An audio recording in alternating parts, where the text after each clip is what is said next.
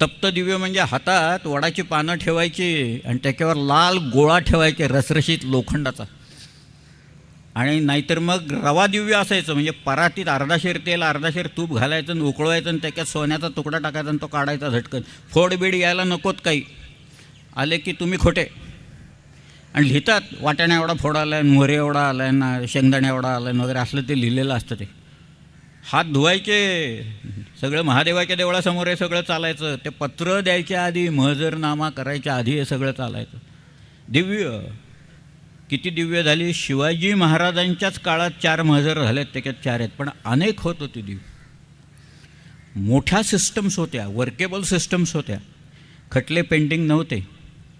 मला आठवतं आहे आपल्याकडं एक ब्रिटिश माणूस होता, तो स्वतःला इंडियन ऑफिशियल म्हणायचा. त्याचं एक पुस्तक आहे फार छान, त्याचं नाव आहे कर्नल श्लीमन.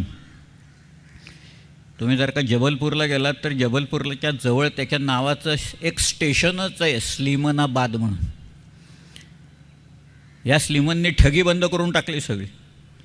तो म्हणाला मी भारतात सगळीकडे हिंडलो, पण मला एकही खटला कुठं पेंडिंग मिळालेलं नाही आहे, एकही नाही आहे. कारण ते गावातल्या गावातच निकाल लागायचा ना, गोतच निकाल देऊन टाकायचं. वरतं कोर्टच नाही हो कुठं, सेशन नाही, हायकोर्ट नाही, सुप्रीम वगैरे तर नाहीच नाही. मग दयेचा अर्ज वगैरे प्रकार नाही त्या सगळ्या ह्याच्यात, असला काहीही प्रकार नव्हता, एकही नाही. आणि आता 1 कोटी खटले पेंडिंग आहेत ब्रिटिश सिस्टम आल्याच्या नंतरही.